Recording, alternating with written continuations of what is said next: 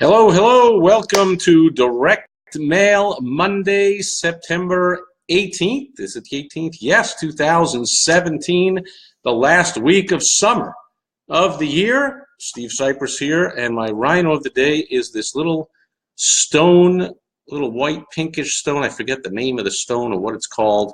It's this little stone carved rhino. Very cool, and I know it comes from somewhere in Africa. And it has resided with me for the past couple of decades or so. Very cool little rhino. Now, for Direct Mail Monday today, I'm going to share some strategies because here's the thing. Hopefully, you're watching this, you're a sharp business owner or entrepreneur, and you wouldn't even think of not printing and mailing out every month a newsletter to your prospects and your clients or your customers. I mean, that's just basic business. Of course, you want to do that for all kinds of reasons that I'm not going to go into today. Here, I'm going to go into the shame of people going through all the time and the trouble and the expense of hopefully paying someone, not doing it all yourself, but if you are doing it yourself, that's a lot more time and energy, and that you really ought to be doing something that your time is better spent at. But you go through all that to get this monthly newsletter out, but you don't put any thought or strategies into getting it read. Okay, this is one thing I hear over the years from so many business owners that do advertising or marketing of any kind, whether it's for new business or for repeat business to current clients or new clients or prospects, is for some reason they believe they've skipped a step. They believe that because they've gone through that time and expense to mail out or place an ad or mail out a marketing piece or a newsletter, in this case, that's the marketing piece we're talking about today, that they somehow earned the right, that they are entitled to have everybody look at it, read it, open it, read it if it's coming in the mail. If it's an ad in some publication, as if somebody's, like, just because they place that ad, everyone's going to stop on that page and then read their entire ad, so therefore they put in a really crappy or no headline at all, or nothing to get any attention at all, and then they just go, well, that didn't work because of the way, because of that magazine, or newsletters don't work, or I tried that publication doesn't work, or I put an ad on there and it didn't, or whatever, or I mailed this out like you said, Steve, but it didn't work. I got no calls from it. Like, it's not, you don't just stop at doing it. Of course, you're mailing the monthly newsletter, but don't just stop there. What good is it if people aren't opening and reading it? And here's the good news. All the time and expense and trouble you go to put together, or again, if you're really sharp, you pay someone to put together the monthly newsletter, it's not that much more effort or cost to doing some simple strategies to get it read. So here I got a whole pile here of examples that I'm going to share with you. So in no particular order, here's one from a friend of mine, Dr. David Phelps. Great job. This is a newsletter that goes out. People expect it, and yet he still doesn't take for granted that you're reading it, even though you subscribe to his newsletter. He's put urgent, open it with arrows, which maybe the arrows ought to be like, pointing it to the other side here where you open, but then he's even got a thing on the other side, a sticker, a seal, and it's not just a seal, like like a little piece of tape or a tab, as they're known, little round, seals to glue down the flap. No, he's using that space to sell me on why I should open it. Well, it's got a great name. It's called the Freedom Packet. Now, that's a great name to me, okay, as a small business owner, somebody who's pro-freedom, somebody who is pro-socialist and, Antifa and all this nonsense, and, wants government to take over healthcare and tell you all the rules and regulations. They want all those put in, raise your taxes, and, that whole half of America that wants government to take care of everybody and thinks they know best is not freedom-oriented. So you wouldn't send them anything that says Freedom Packet. You would call it Care Packet or something. They actually like the fact, they believe in the fact that from cradle to grave, your government should take care of you, unlike they're anti-freedom. So anyway, I digress. Freedom Packet is good to this target who gets me to want to open it, and then it tells, hey, 1, 2, 3, 4, 8 bullet points of the different things that are enclosed in here, why I might want to open this, and urgent, I want to open it now. So there you go. There's one good use. So, he went to all that expense. He's got his newsletter in here. He's using both sides of the envelope to convince me to open it. Here's another one, and this is known as a self-mailer. This is where you take your, this is as simple as it comes. It's one piece of paper folded in half. Now it's cardstock. It's a little, thicker than just a piece of paper you'd print out of your printer. By the way, you might see little beads of sweat on me today. The weather has finally broke for the first time in months here in way too sunny and hot Arizona. It's dipped under 100 degrees, and I took advantage of that to be outside a lot of the day and not having the air conditioning on. And so, yeah, I'm sweating a little, which is good for you, but that's fantastic news. We're getting a break in the weather, hopefully not just temporarily. But here it's just on one page. So it's, we've got the one side with the title and the other side, which folds over.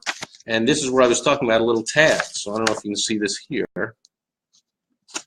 But there's a little round circular, piece of tape that folds over, and the person that does your printing and mailing folds it on there. There's two of them here. I guess that's whatever requirement your local post office has that it's tabbed so it doesn't jam the machine. But otherwise, it's pretty easy to open this thing and read it. Plus, I'm intrigued by seeing something that's here that tells me on the inside you're going to see this or whatever. But maybe you do that. You make it real easy for people to open and read the thing. Another example, same thing, it's self-mailer. And it's from the company that I use to print and mail, the Rhino Monthly magazine. So there are the two tabs. Now in this case, you can see, even though this is really easy to open, with these two round tabs, I think you can see there, they're bigger than on the last one, but they're round tabs that fold over on both sides and hold it closed. I didn't even open this one. So they didn't intrigue me enough to open the thing.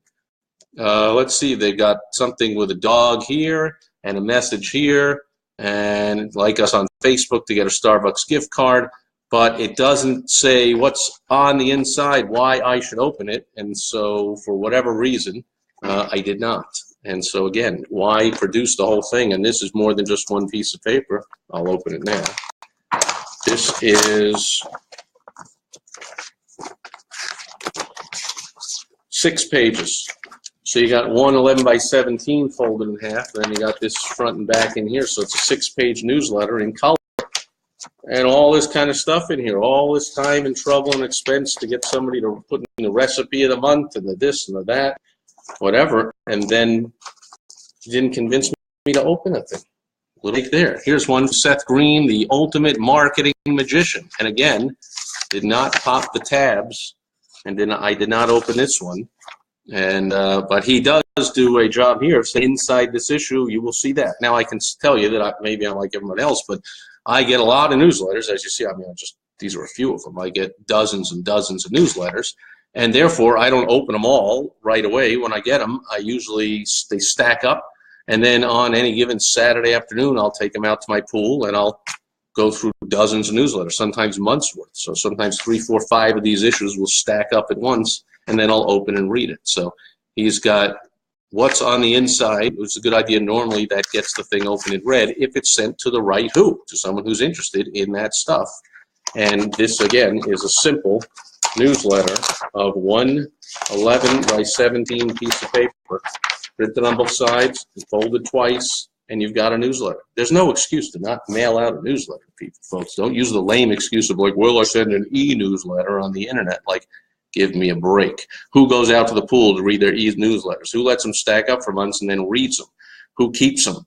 Who even thinks about them ever? Who just doesn't delete it the second you see the thing? I mean, give me a break. What's the point of that?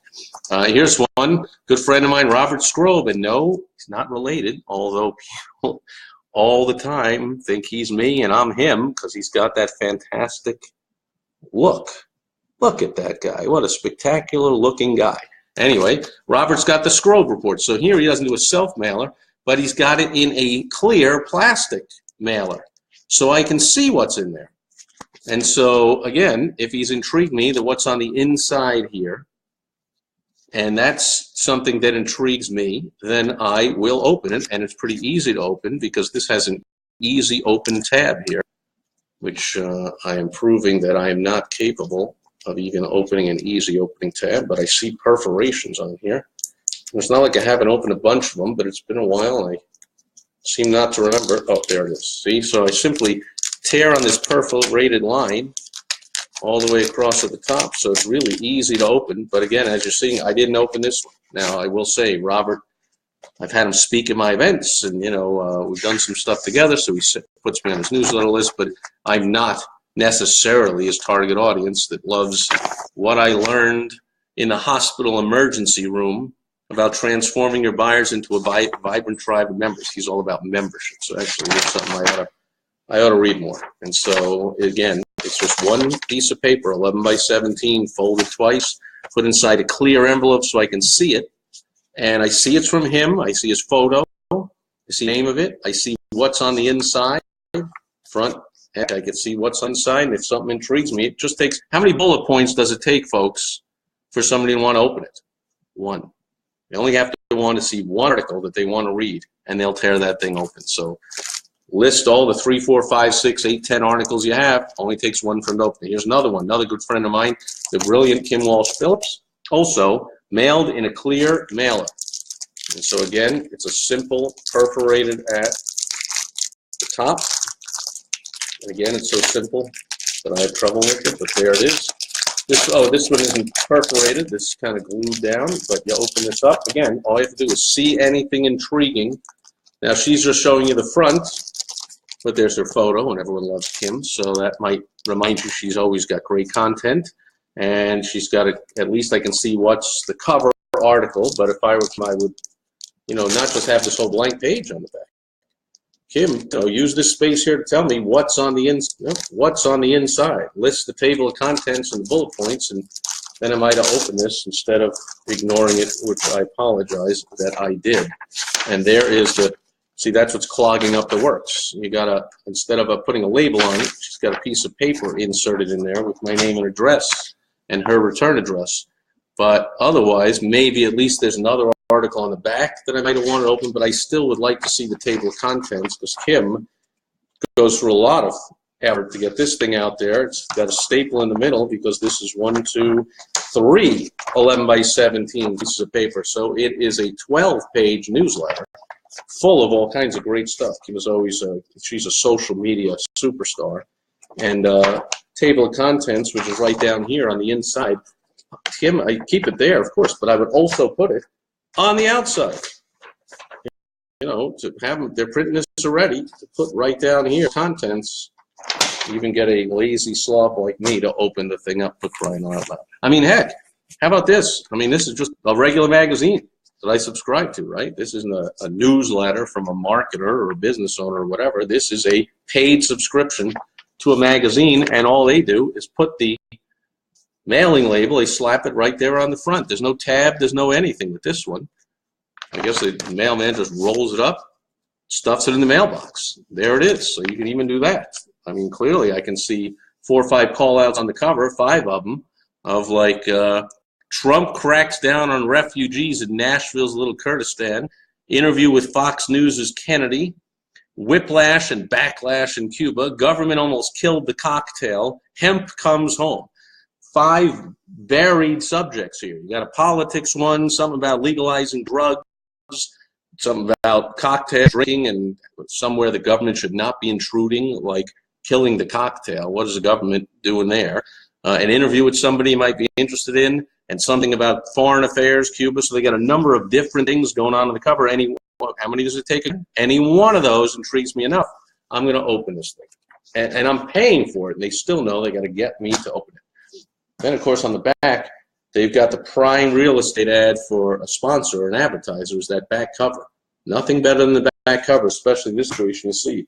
I'm not opening some of these, but it's got a 50-50 shot of lying there at a coffee table waiting to get read, and I'm seeing this guy and the IJ.org. I am Chicago's face of entrepreneurship, LaForce Baker of Chicago, the Institute for Justice Clinic on Entrepreneurship.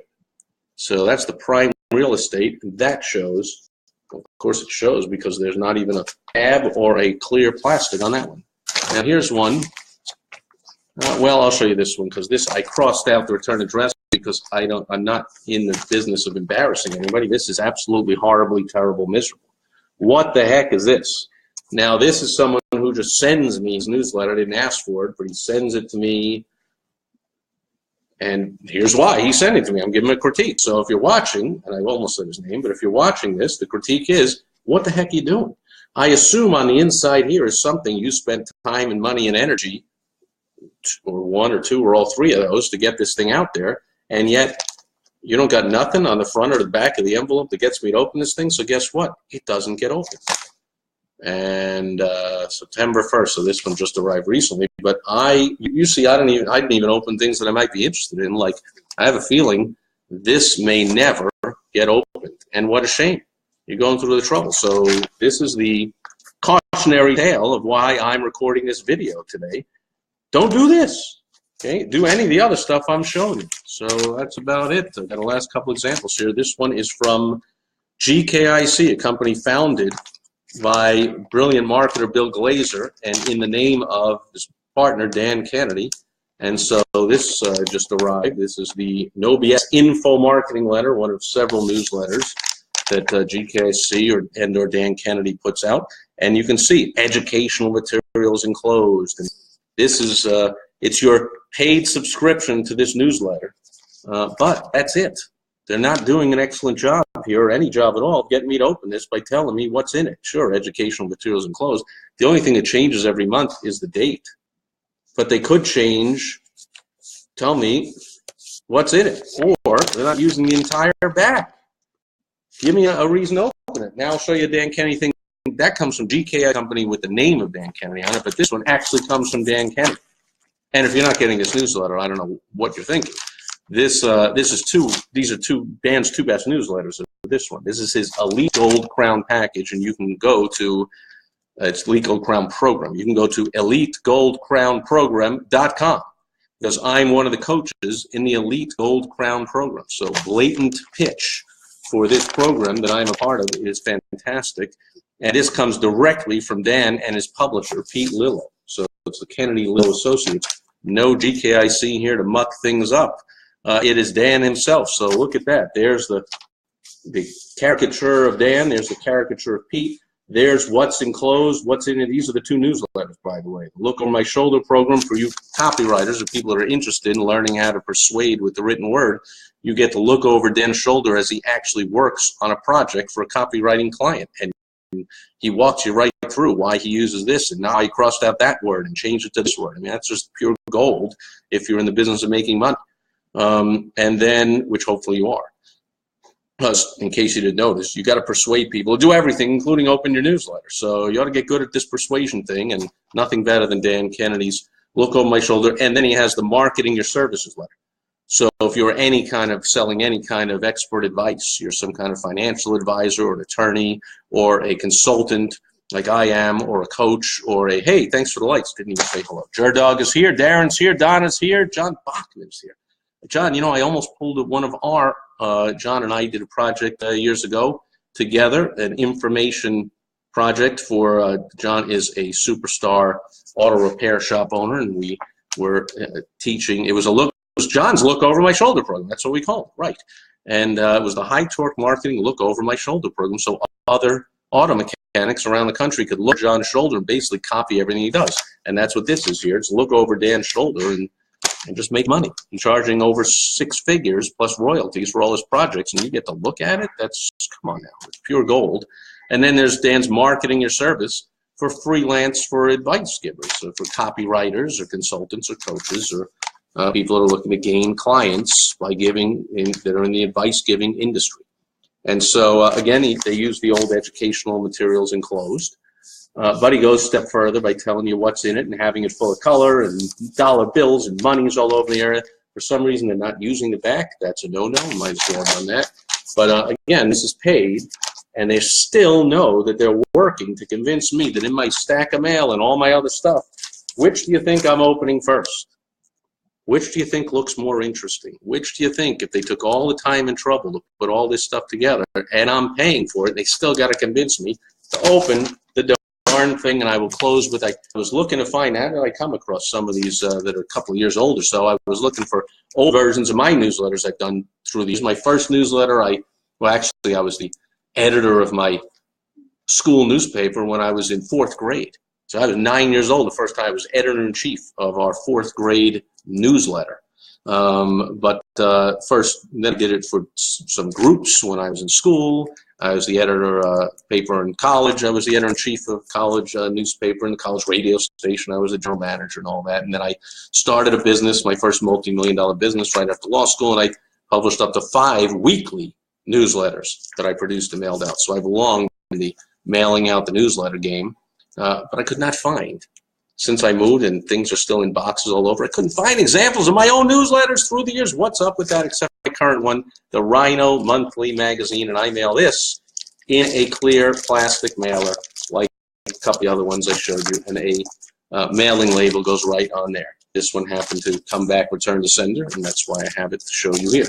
And so, and then I have on the cover the call-outs, the titles of various articles, which the headlines are written to intrigue someone, because I know that just because I mail this out to my clients and to prospects and business partners and joint venture partners and other movers and shakers and thought leaders in the industries that I'm in, that doesn't mean they're going to open and read it unless I convince them somehow to do it. So I put all these intriguing stories on the cover here, and I put the table of contents right there on the back and put the intriguing titles again. And so and plus I have the comic that I put on the back, so maybe that draws the attention. They go, oh, that's always funny. I don't have time. I don't feel like opening that thing right now. This is what I'm picturing going through the recipient's mind is, oh, that thing arrived. Yeah, I love that thing, but I don't have time right now. Well, I want you to open it now.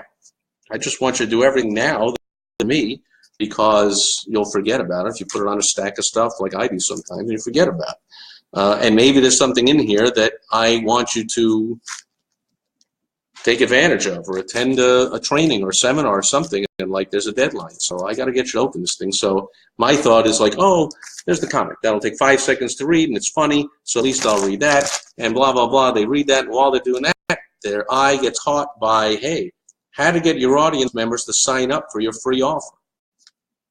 You know what? I speak once in a while to audiences, or I do webinars, or I send out emails, and I would like them to sign up for my free offer. So I guess I got to open this up and turn to page 13 and read that article. Boom. Voila, it worked. So that's it for a bunch of examples of different newsletters, how to do it, how not to do it.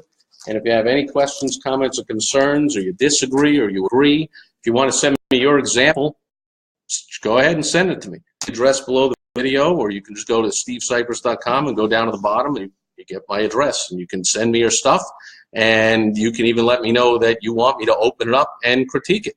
You get a free critique, and you get some publicity out there, especially if it's anything interesting to people that are watching my videos. I put these on Facebook, I put them on YouTube, put them on the Rhino Daily blog, the Rhino Daily podcast. Well, that's not the video, but the audio goes there. I email it out to my entire community of business owners and entrepreneurs, thousands of those. It goes out Twitter. It just goes out all over the place. So you get a free critique, which I charge $1,200 an hour for, by the way. So for the cost of a stamp and mailing me one of your things, you might get a critique here on a Direct Mail Monday. So thanks for all those likes, whoever was doing those. Thanks for everyone showing up here and watching on the replay. It's been another fun Direct Mail Monday, and I'll be back here tomorrow for Topical Tuesday, where I pull something out of the news, which we're always overloaded with crazy stuff happening in the news, and I teach a business lesson based on something that is topical in the news. I hope you'll join me then for Topical Tuesday for Direct Mail Monday. Steve Sipress, over and out.